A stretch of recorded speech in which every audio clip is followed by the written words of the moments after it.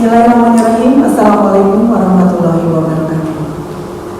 Alhamdulillahirrahmanirrahim. Puji dan syukur kita panjatkan kehadirat Allah Subhanahu wa Ta'ala yang senantiasa memberikan banyak nikmat kepada kita semua, sehingga kita bisa menghirup udara yang segar, bisa menikmati makanan dan beraktivitas walaupun dalam suasana dan situasi yang pada masa pandemi ini. Salawat serta salam mudah-mudahan senantiasa tercurah kepada junjungan kita Nabi Muhammad SAW, kepada keluarganya, sahabat, dan kepada kita semua kaum muslimin dan muslimat.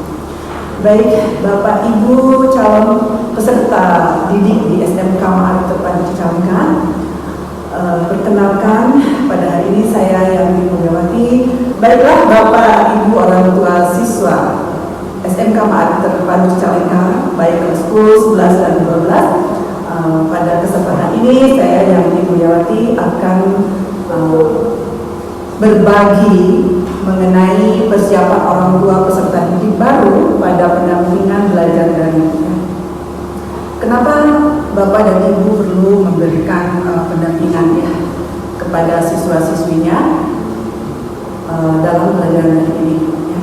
Seperti kita ketahui bahwa belajar daring ini merupakan kebijakan dari pemerintah sejak Maret 2021, di mana studi mulai ada penyetusan lockdown kemudian sekarang PPKM itu yang bertujuan adalah untuk memutus mata rantai penyebaran virus COVID-19 Menurut saya kebijakan ini memang baik gitu ya. Hanya saja dari setiap kebijakan pasti ada minus dan plusnya ya. Di antaranya adalah ada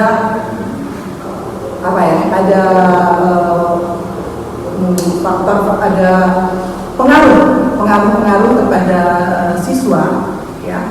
Ada pengaruh psikologisnya, di antaranya ada penurunan capaian belajar, di mana siswa menjadi malas untuk belajar ya.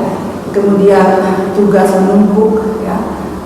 Dirasa tugas menumpuk padahal tidak ya. Hanya saja siswa merasa tugas itu menumpuk karena diberikan pada satu waktu. Kemudian materi pembelajaran sulit diserap dan bisa juga itu terjadi karena kurangnya diskusi ya. Kemudian bisa terjadi dampak psikologis ini. Yang satu lagi adalah keterbatasan gawai dan kuota atau internet ya, atau sinyal. Nah ini menjadi kendala nasional ya bagi para orang tua, karena mungkin ini berhubungan dengan pembelian kuota, kemudian harus memiliki gadget yang canggih ya. Itu salah satu dampaknya. Kemudian selanjutnya adalah ancaman putus sekolah. Kenapa bisa terjadi? Karena siswa itu baik diminta ataupun dengan sukarela itu bekerja menyokong ekonomi keluarga. Ya.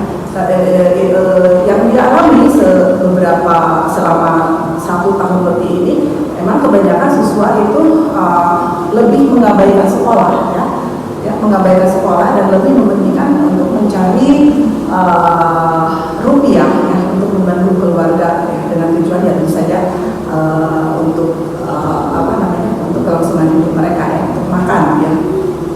Kemudian bisa juga terjadi KDRT yang tidak terdeteksi gitu ya, karena orang tuanya merasa stres ya, jadi anak juga menjadi sasaran KDRT ya. Itu kemudian yang terakhir itu mengurangi sosialisasi sesuai dengan tuntutan perkembangan. Tentu saja kondisi seperti ini bisa mengurangi sosialisasi.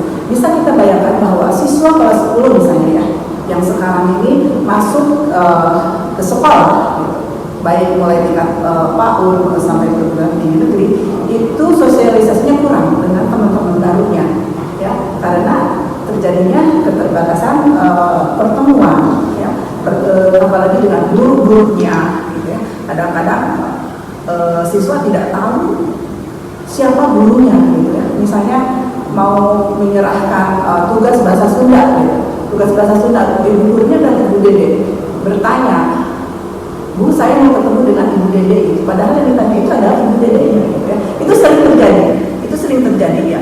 Itu sering terjadi. Jadi karena tidak ada sosialisasi secara langsung, ya, tidak ada tatap muka, itu yang bisa menimbulkan masalah-masalah selama hari ini. Baik, di sisi lain juga kita bisa dampak lainnya ya, di sisi lain belajar dari muda sebetulnya itu bisa mendongkrak penggunaan IT ya, teknologi, bisa membuat kita lebih paham ya, yang dulunya ibu-ibu atau bapak-bapak yang tidak begitu paham mengenai pemakaian gadget ya. Oh ya, kondisi BDR ini juga ya, belajar dari rumah ini memiliki beberapa sisi positifnya ya. Selain bisa mencegah penularan COVID-19 juga, di sini saya sudah mengklasifikasikan yang pertama adalah waktu belajar lebih singkat, positifnya gitu. Biasanya kan belajar dari 7 to 4 gitu, jam 7 sampai jam 4 gitu kan, untuk sekolah-sekolah di kurikulum 2013 ini ya. Kalau sekarang kan lebih singkat, dari 8 sampai jam 11, itu punya banyak waktu luang di rumah ya, sehingga siswa bisa melakukan hubungan yang intensif dengan keluarga, khususnya dengan ayah, dengan ibu ya, bisa mengembangkan keterampilan keluarga gitu, banyak sekali ya, kalau digali itu bisa ya. Kemudian metode belajarnya lebih variatif, sistem atau kurikulum pendidikan Indonesia juga mudah-mudahan akan lebih maju lagi ke arah e-education, itu positifnya ya. Kemudian bisa mengkondisikan anak untuk eksplorasi dan memanfaatkan teknologi sesuai dengan generasinya gitu ya. Nah di sini berarti siswa tidak hanya menggunakan HP itu untuk hal-hal hal-hal seperti entertain ya, hanya untuk TikTokan saja ya, untuk bikin WhatsApp story, dan membuat apalah lagi IG dan sebagainya. Nah itu sebetulnya bisa dikembangkan untuk mengeksplorasi manfaat dari teknologi gitu ya, kalau siswanya kreatif ya.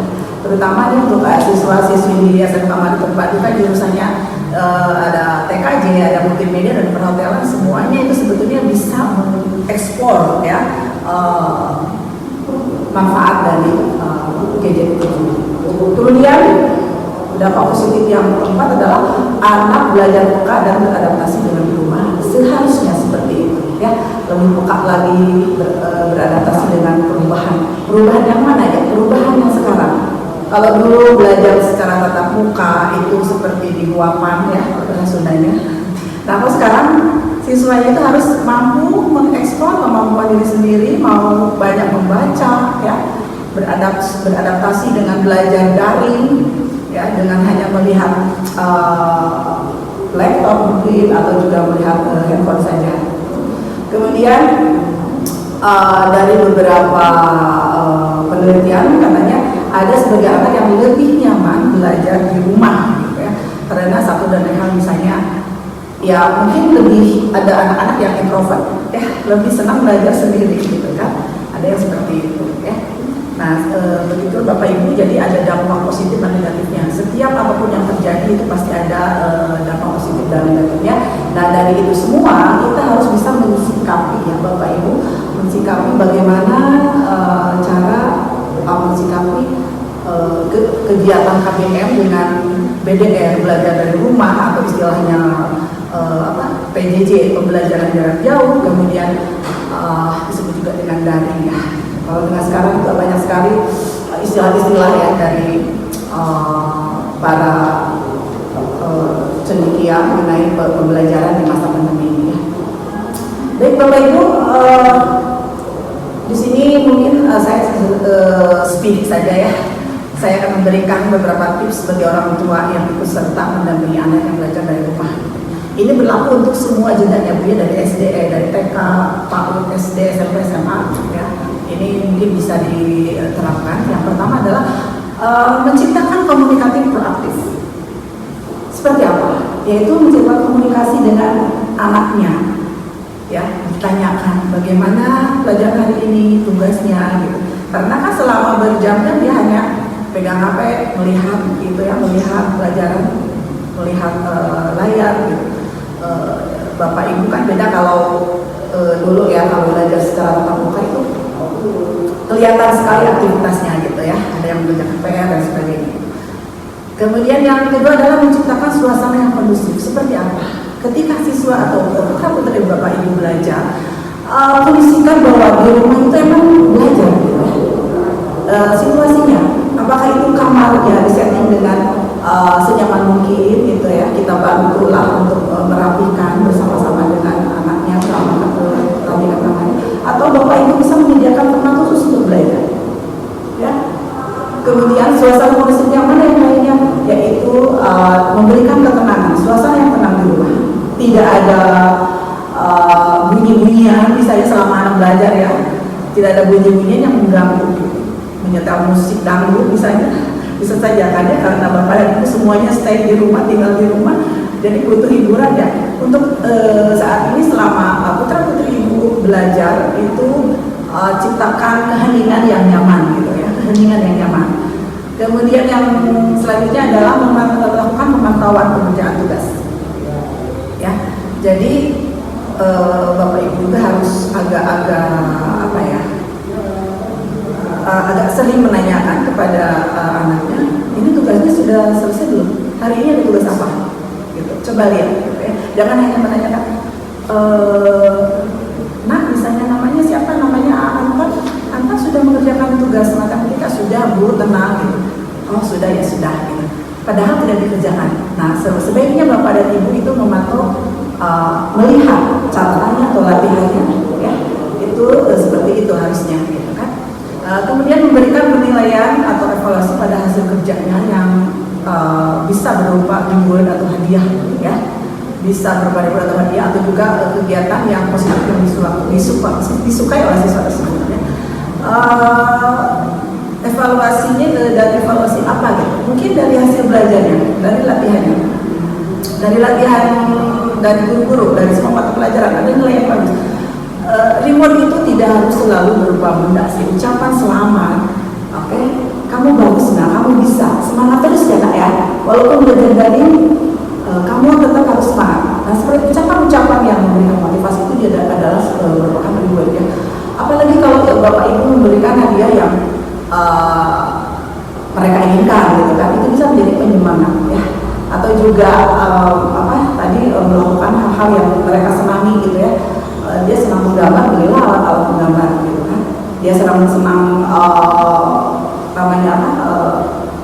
senang bernyanyi gitu, mungkin bisa diberikan alat untuk musik gitu ya. Nah begitu Bapak Ibu, tips-tipsnya itu barangkali bisa dilakukan oleh Bapak Ibu. Yang paling utama adalah pemantauan Bapak Ibu, pemantauan kepada siswa tersebut. Kemudian saya juga menyampaikan hal-hal yang perlu dipersiapkan ya. Tadi sesuai dengan materi ini adalah apa saja sih yang harus dipersiapkan ketika Bapak Ibu mendampingi pembelajaran daring bagi putra putrinya yang sekarang itu sudah remaja ya, bukan anak-anak kecil lagi tapi sudah remaja. Yang pertama adalah persiapan mental tentunya ya. Ini kenapa sih harus mempersiapkan mental gitu ya? Ya, menurut pengakuan, saya mencapai adalah pengakuan dari teman-teman dari para orang tua selama mengajar selama BDR ini, orang tua komplain ya, aduh saya mah menilir, pusing ya, belajar dari ini, saya jadi jangan gitu kepala ya. Jangan sampai kepala gitu, pusing katanya gitu. Ya itulah kenapa? Karena ya beda kan ya Bu ya. Kalau biasanya Ibu hanya melayani makannya, minumnya, kemudian dia menyuruhnya ibadah ya dan seterusnya. Tapi tiba-tiba sekarang Bapak Ibu harus mendampingi siswanya atau putrinya itu belajar di rumah. Karena kalau belajar di sekolah itu berarti tanggung jawab Bapak dan Ibu guru kan ya. Anak-anak mau malas atau enggak berarti Bapak dan Ibu guru lah yang menghandlenya. Tapi kalau di rumah ketika anak untuk belajar, ketika anak ingin belajar biasanya terjadi perang ya. Perang, anaknya belum bangun ya kan, belum bangun. Ini sudah jam 8 tapi belum bangun, right? Itu seperti itu ya. Belum bangun gitu kan, jam 8, jam 9 masih juga seperti itu, belum mandi dan sebagainya. Itu kan kalau seorang mak-mak gitu ya, ibu-ibu tuh pasti seperti itu ya, ada mentalnya itu jadi naik gitu kan. Belum mengerjakan pekerjaan rumah ya, sebagai ibu rumah tangga gitu, harus menghandle anaknya juga. Nah itu berarti bapak ibu harus banyak sabar, dan lebih rileks lagi dalam menghadapi situasi seperti ini ya, dan juga bapak ibu juga harus bisa mengendalikan situasi hati pikiran. Maaf ini bukan menggurui, tapi hanya dengan sabar dan ikhlas insya Allah semua terkendali dan bapak ibu mendampinginya akan menjadi sebuah nilai ibadah. Amin ya Allah. Kemudian yang kedua adalah mempersiapkan fasilitas penunjang proses pembelajaran seperti handphone, laptop, ya, kuota. Itu penting sekali ya, karena tanpa itu belajar daring tidak mungkin berjalan ya, karena salah satu syaratnya ya itu belajar daring dalam jaringan, belajar online menggunakan internet, mau tidak mau ya bapak ibu harus mempersiapkan itu. Kalau sekarang sih alhamdulillah ya dari pemerintah sudah diberikan bantuan kuota. Nah kalau misalnya bapak ibu tidak memiliki handphone untuk anaknya ya, handphone ekstra untuk anaknya, sebetulnya di sekolah kami juga itu ada pembelajaran offline, artinya guru-guru di sini juga memberikan materi ya yang berupa hard copy ya, atau catatan atau print out gitu. Nah sebetulnya itu bisa diambil oleh siswanya gitu, dengan jalan datang ke sekolah gitu ya. Jadi tidak harus selalu seperti itu gitu, kalau memang sangat tidak memungkinkan untuk belajar melalui handphone atau laptop gitu. Kami menyediakan materi untuk putra putrinya gitu, dibantu gitu. Jadi kalau ada saya mah anak saya nggak punya handphonenya rusak gitu ya, atau handphonenya ngeheng dan sebagainya, banyak jalan menuju kecerdasan. Jadi kami menyediakan hard file atau materi-materinya dalam bentuk print out seperti ini, Bapak Ibu. Jadi silakan diambil di sekolah, itu bisa. Jadi tidak ada yang tidak bisa, semuanya pasti bisa untuk belajar. Ya. Kemudian yang selanjutnya adalah bapak dan ibu saya harapkan mempunyai mengetahui dan mempunyai jadwal pelajaran putra putrinya agar bisa memantau proses belajar secara langsung. Misalnya hari Senin, Selasa, Rabu sampai Jumat belajar apa saja. Hari Senin itu belajar apa? Oh ada pelajaran PHI, kemudian matematika, bahasa Indonesia. Nah bapak dan ibu harus mengetahui. Dari mana sih saya bisa mendapatkan misalnya jadwalnya? Bapak dan ibu bisa menanyakan ke pihak kurikulum, ke wali kelasnya, ya. Itu yang penting adalah tahu jadwalnya. Jadwalnya belajarnya dari jam 8 sampai jam 10, mata pelajarannya Senin, Selasa, Rabu, Kamis sampai Jumat itu adalah ABCD. Bapak ibu harus mengetahui juga ya untuk memudahkan pengontrolan. Kemudian yang keempat adalah menjalin komunikasi dengan wali kelas dan guru